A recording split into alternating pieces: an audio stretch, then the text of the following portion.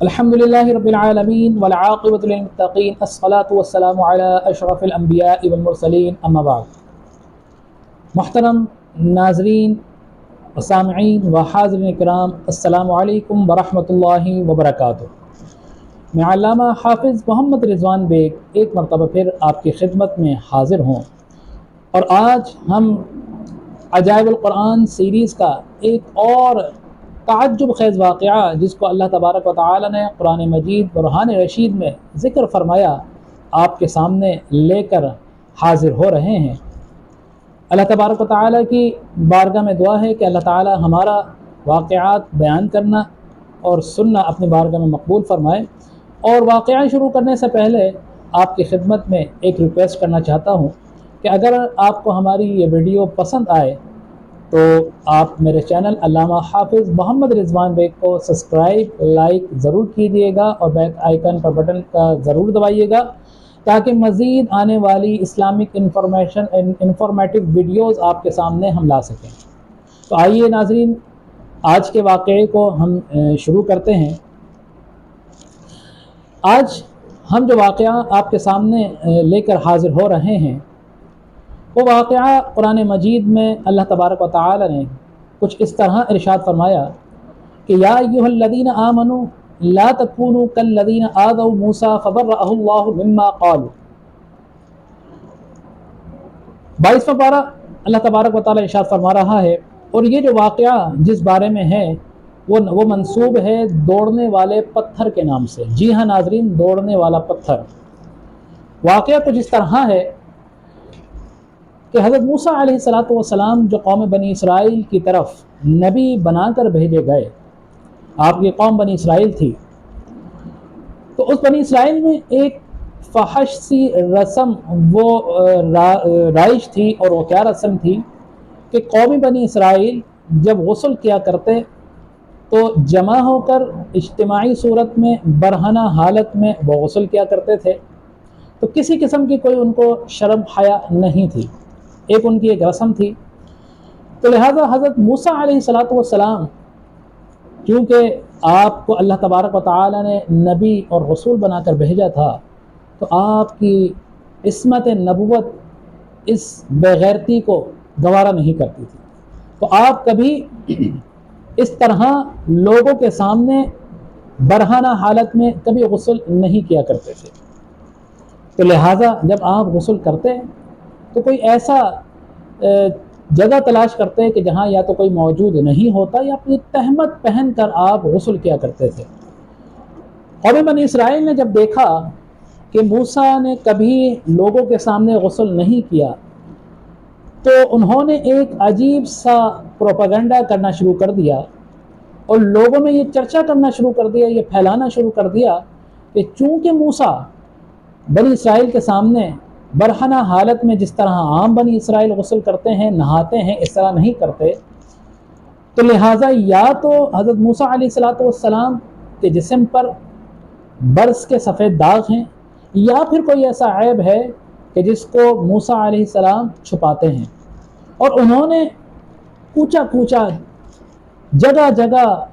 یہ جو ہے پروپیگنڈا شروع کر دیا، اور یہ افواہ پھیلانا شروع کر دی۔ حضرت موسیٰ علیہ السلام کو بڑا صدمہ ہوا، آپ بڑا رنجیدہ ہوئے۔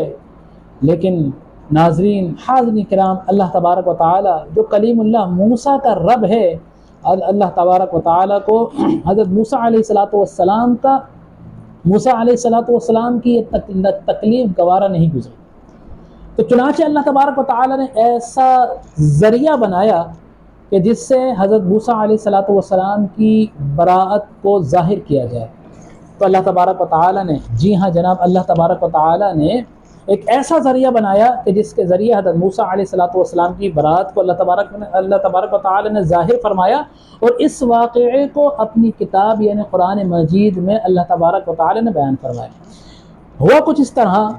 کہ حضرت موسیٰ علیہ السلام ایک مرتبہ غسل فرمانے کے لیے آپ پہاڑوں کے دامن میں ایسا چشمہ تلاش کیا کہ جہاں پر کوئی شخص موجود نہ ہو۔ تو چنانچہ حضرت موسیٰ علیہ السلام نے جب ایسا چشمہ تلاش کر لیا، آپ نے جب تسلی کر لی کہ کوئی وہاں موجود نہیں ہے، تو موسیٰ علیہ السلام نے پھر اپنے کپڑے اتارے اور ایک قریب میں موجود ایک پتھر تھا، اس پتھر پر ڈال دیے اور آپ غسل کرنا شروع کر دیا۔ تو ہوا کچھ اس طرح ناظرین کہ جب آپ نے غسل سے فراغت حاصل کی اور جب آپ دوبارہ کپڑے پہننے کے لیے جب آپ پتھر کے پاس پہنچے تو کیا دیکھتے ہیں کہ پتھر اپنی جگہ پر موجود نہیں ہے۔ جی ہاں، پتھر اپنی جگہ پر موجود نہیں ہے، اور موسیٰ علیہ السلام کیا منظر دیکھ رہے ہیں کہ جس پتھر پر حضرت موسیٰ علیہ السلام نے اپنے کپڑے رکھے تھے، وہ پتھر حضرت موسیٰ علیہ السلام کے کپڑوں کو لے کر دوڑ رہا ہے۔ جی ہاں ناظرین، پتھر دوڑ رہا ہے، اور یہ پتھر وہی پتھر ہے جس کو دوڑنے والے پتھر کے نام سے منسوب کیا جاتا ہے۔ یہ پتھر 1 ہاتھ لمبا اور 1 ہاتھ چوڑا پتھر تھا، اسی کو جو ہے دوڑنے والا پتھر جو ہے وہ کہتے ہیں۔ تو جب موسیٰ علیہ السلام نے یہ منظر دیکھا کہ پتھر ان کے کپڑے لے کر دوڑ رہا ہے، تو آپ بھی اس کے پیچھے دوڑے۔ اب پتھر آگے دوڑ رہا ہے، موسیٰ علیہ السلام اس کے پیچھے دوڑ رہے ہیں۔ ہوتا کچھ اس طرح ہے ناظرین کہ پتھر چلتا چلا جا رہا ہے، دوڑتا چلا جا رہا ہے، اور شہر کے اندر پہنچتا ہے، گلی گلی کوچے کوچے وہ پتھر دوڑ رہا ہے۔ موسیٰ علیہ السلام اپنے کپڑوں کو لینے کے لیے اس پتھر کے پیچھے دوڑ رہے ہیں، اور اللہ تبارک و تعالی نے اپنے کلیم کی برات کو ثابت کرنا تھا۔ تو وہ پتھر جب دوڑتا چلا جا رہا ہے تو دیکھنے والے بڑے ہو یا چھوٹے ہو، بنی اسرائیل کے جتنے لوگ تھے وہ اپنی آنکھوں سے دیکھ رہے ہیں کہ موسیٰ اس پتھر کے پیچھے دوڑ رہے ہیں اور دوڑ رہے ہیں، اور بنی اسرائیل کے لوگ دیکھ رہے ہیں، اور دیکھ کر اللہ تبارک و تعالی کے محبوب کی، آپ کے کلیم کی جو عیب انہوں نے لگایا تھا اس کی گواہی دے رہے ہیں کہ خدا کی قسم اللہ کا کلیم ہر کسی چیز سے، ہر داغ سے بے عیب ہے، نہ ان کے جسم پر کوئی برس کا سفید دھبا ہے، اور نہ ہی کوئی ایسا عیب ہے کہ جس کو وہ چھپا رہے ہوں۔ تو لہٰذا ناظرین کرام، اس پتھر کے ذریعے اللہ تبارک و تعالی نے اپنے کلیم کے عیب جو بے عیبی تھی اس کو ظاہر کیا۔ اللہ کو یہ گوارا نہیں کہ اللہ تبارک و تعالی کے محبوب بندوں پر کوئی عیب کرے، کوئی تانا دے۔ تو یہ حضرت موسیٰ علیہ السلام کی بریت اللہ تبارک و تعالی نے ایک بے جان پتھر کے ذریعے سے اللہ تبارک و تعالی نے اس کو جو ہے بریت کو جو ہے ثابت فرمایا ہے۔ تو یہ وہ جو ہے واقعہ جس کو دوڑنے والے پتھر کے نام سے منسوب۔ تو جب آپ نے اللہ تبارک و تعالی نے آپ کی بریت کو ثابت کر دیا، تمام بنی اسرائیل کا چھوٹا ہو یا بڑا ہو، تب لوگوں نے جب یہ دیکھ لیا کہ بنی حضرت موسیٰ علیہ السلام ہر قسم کے عیب سے پاک ہیں، جب سب کی تصدیق ہو گئی تو قدرتی طور پر اللہ تعالی نے اس پتھر کو یہ حکم دیا کہ یہ پتھر اب رک جا، اب میرے موسیٰ کی برات ثابت ہو گئی ہے۔ تو لہٰذا وہ پتھر رک گیا، اور جب پتھر رکے حضرت موسیٰ علیہ السلام نے اپنے کپڑوں کو اس پتھر سے لیا اور کپڑے پہن لیے۔ جی ہاں ناظرین، یہ وہ واقعہ ہے کہ اللہ تبارک و تعالی نے اپنے کلیم کی براءت کو اس پتھر سے جو ہے ثابت کیا، اور اس کے بعد حضرت موسیٰ علیہ السلام نے اس پتھر کو لیا اور اپنے جھولے میں ڈال لیا۔ یہ پتھر آپ کے ساتھ ہمیشہ رہا، آپ کے ساتھ رہتا تھا۔ یہی وہ پتھر ہے ناظرین کرام کہ جس پتھر سے جب بنی اسرائیل قوم عمالقہ سے جہاد کے لیے ملک شام کی طرف جا رہے تھے حضرت موسیٰ علیہ السلام کی اقتداء میں، اور جب شام کے قریب پہنچتے ہیں تو بنی اسرائیل کو جب قوم عمالقہ کا خوف ان پر غالب آتا ہے تو وہ لوگ ان سے جہاد کرنے سے خوف زدہ ہو جاتے ہیں، لہٰذا رک جاتے ہیں، اور حضرت موسیٰ علیہ السلام سے یہ تقاضا کرتے ہیں کہ موسیٰ، وہ بڑی جنگجو قسم کی قوم ہے، وہ ہمیں نہیں چھوڑے گی، لہٰذا مجھ سے جنگ نہیں کریں گے، آپ اور آپ کا رب ان سے جہاد کریں، ان سے جنگ کریں، جب آپ ان پر غالب آ جائیں تو پھر ہمیں بتا دیجئے گا، ہم پھر ملک شام میں داخل ہو جائیں گے۔ تو اللہ تبارک و تعالیٰ کو سخت ناگوار گزری ہے یہ بات، اللہ تبارک و تعالی نے قومی بنی اسرائیل کو میدان طے میں ناظرین کرام 40 برس کے لیے سزا کے طور پر میدان طے کے اندر بھٹکا دیا۔ 40 برس قوم جو ہے بنی اسرائیل میدان طے کے اندر بھٹکتی رہی ہے، لیکن قربان جائیے اللہ کا نبی، اللہ کا رسول حضرت موسیٰ علیہ السلام قوم کے اندر موجود تھے، تو اللہ تبارک و تعالی نے ان پر عذاب نازل نہیں فرمایا، ان کی جو ہے سزا کے طور پر، ناراضگی کے طور پر میدان طے پر ان کو بھٹکایا تھا۔